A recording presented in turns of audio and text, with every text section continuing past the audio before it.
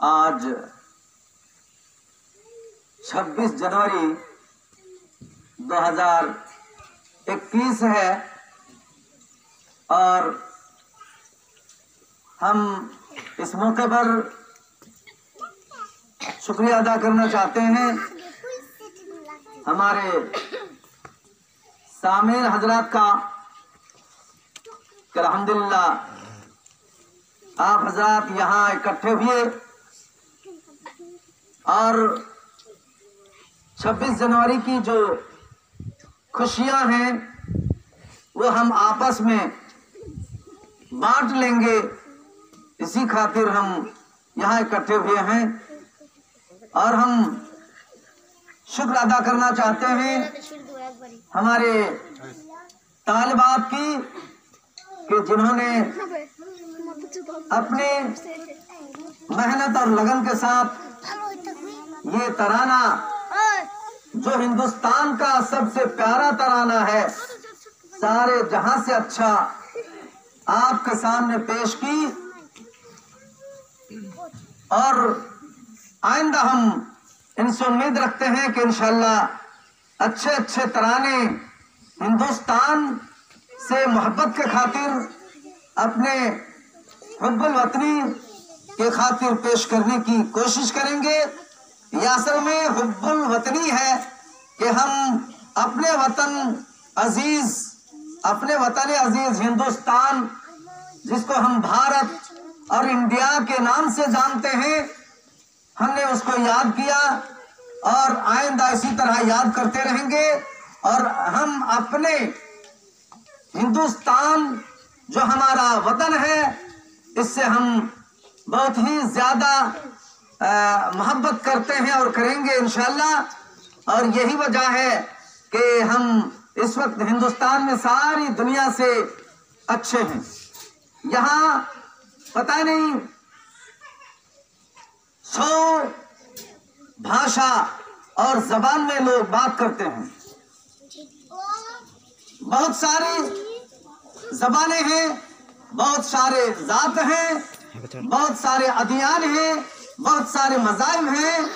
और इसीलिए 100 में जो है एकता, 100 भाषा के लोग, 100 जाति के लोग, 100 मजहब के लोग, धर्म के लोग, रिलीजन्स के लोग यहाँ रहते हैं, बसते हैं और फिर भी हम एक हैं। और इसी तरह हम अपने वतन अजीज से मोहब्बत करते रहेंगे और दिखाते रहेंगे। हजरत गिरामी, आप और हम याद करें 1947 साल को, 1947 साल से आज तक हम आजाद हो चुके हैं। 1947 साल में जबकि हमने अंग्रेजों को हिंदुस्तान से भगाया, तो हिंदुस्तान से भगाने का काम मतलब हमने आजादी हासिल की, मुकम्मल आजाद हो गए हम।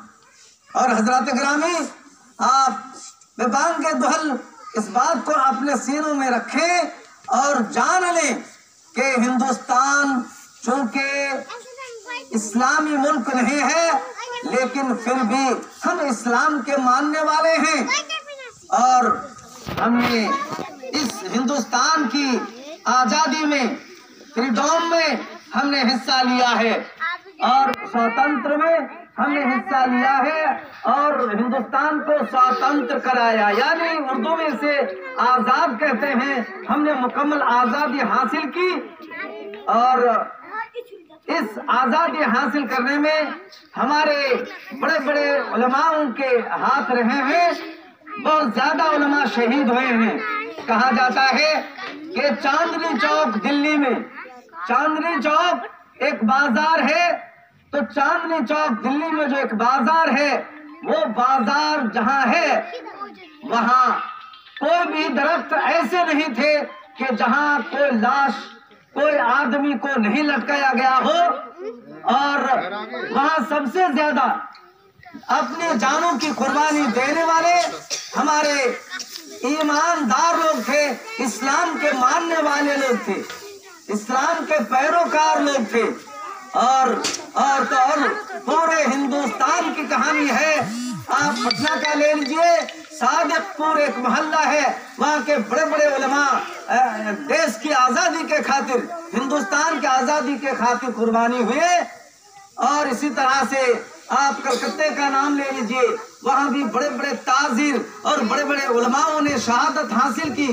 फिर आप लाहौर का नाम ले लीजिए जो इस वक्त पाकिस्तान में है, और पंजाब में आप ले लीजिए जलियांवाला बाग ले लीजिए, या फिर आप जो है वो वहाँ नैनीताल की कहानी ले लीजिए, या फिर आप बक्सर की कहानी ले लीजिए, या आप पानीपत के वाकयात को याद कीजिए।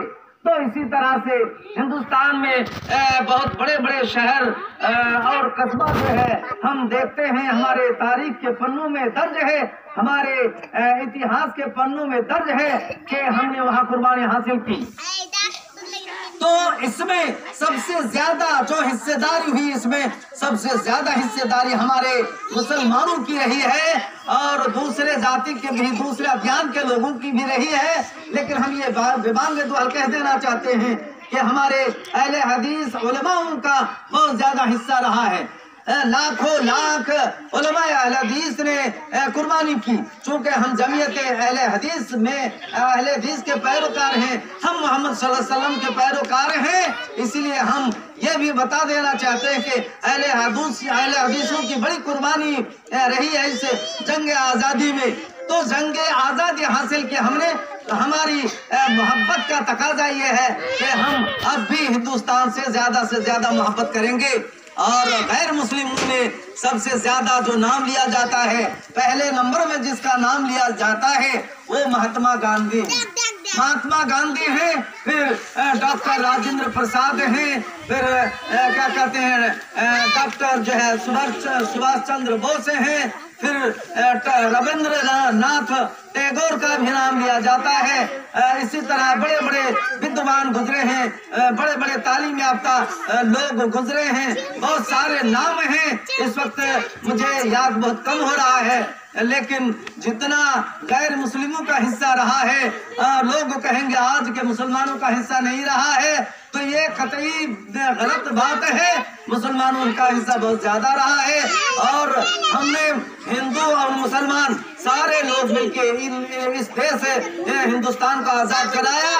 आजाद कराने में सभी जाति का हिस्सा रहा है, हमने बढ़ चढ़ कर जो है हिस्सा लिया है, और ये मुल्क आजाद हुआ है।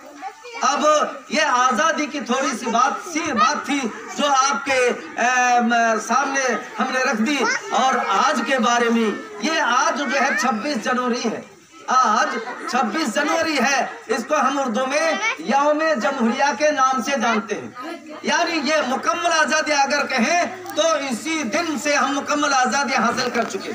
मुकम्मल आजादी तो हमें पहले मिल चुकी थी, लेकिन आज चूंकि ये 26 जनवरी, अंबेडकर एक छोटे जातों में से आते हैं और इनको जिम्मेदारी सौंपी गई। हिंदुस्तान के बड़े बड़े नेता जवाहरलाल नेहरू उस वक्त के जो वजीर आजम बने थे, प्रधानमंत्री बने थे, उन्होंने, और डॉक्टर मौलाना अबुल कलाम आजाद और डॉक्टर राजेंद्र प्रसाद वगैरह ने इनका नाम जो मुंतखब किया, सामने लाया, और उन्हें कहा कि सर आप जो है हमारे यहाँ हिंदुस्तान में रहने वाले लोगों के लिए, हमारे हिंदुस्तान वासियों के लिए एक कानून होना चाहिए, एक विधान की किताब होनी चाहिए, एक लॉ बुक होनी चाहिए, वो तैयार करना पड़ेगा आपको। तो तैयार वो लॉ बुक और विधान के कानून तैयार करने के लिए डॉक्टर भीमराव अंबेडकर जी को सौंपा गया, और उन्होंने इनको अपने जिम्मे लिया और बखूबी निभाया।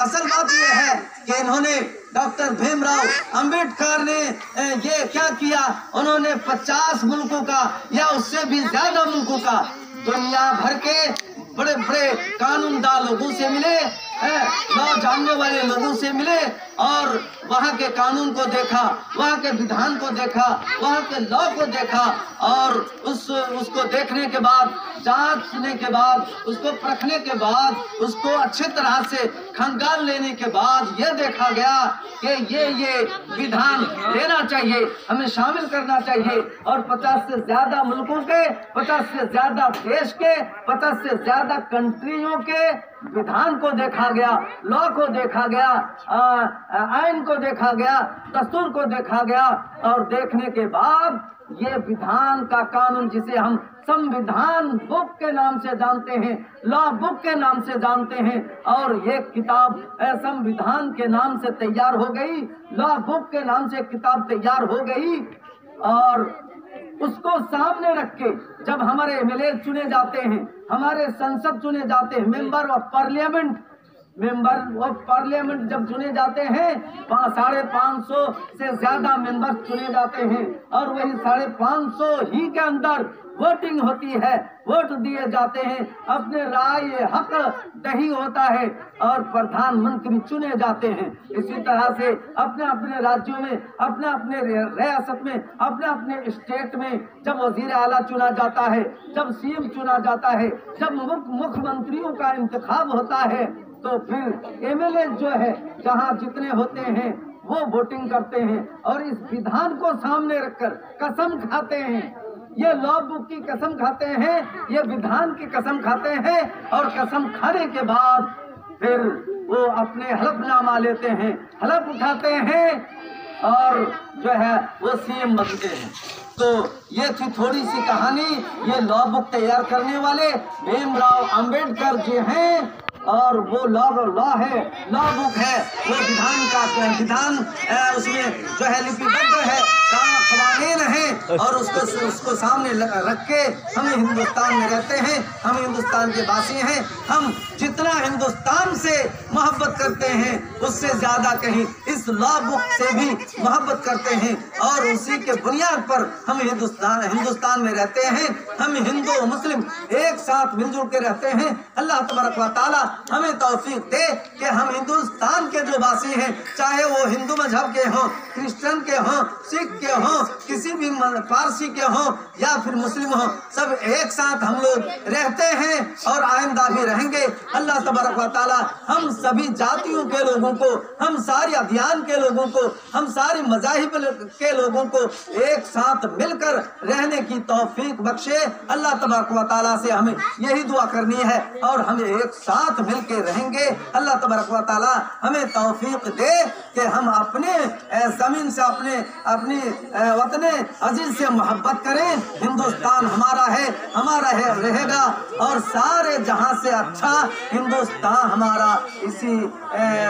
इसी चंद लफ्जों के साथ हम अपने तकरीर को ख़त्म करते हैं। अल्लाह तबारक व तआला हमें इस मुल्क से मोहब्बत करने ही तौफीक दे। आमीन सुम्मा आमीन। व आखिर दावाना अल्हम्दुलिल्लाहि रब्बिल आलमीन।